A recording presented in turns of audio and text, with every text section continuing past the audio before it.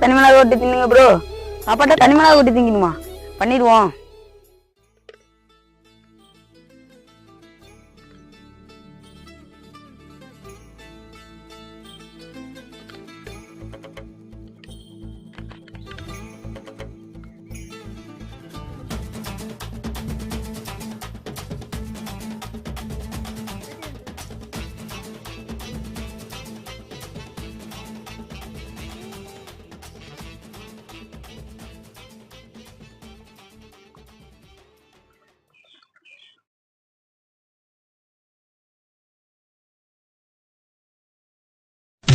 பேச்சாடா பேசுன, கொஞ்சம் நெஞ்ச பேச்சா பேசுன.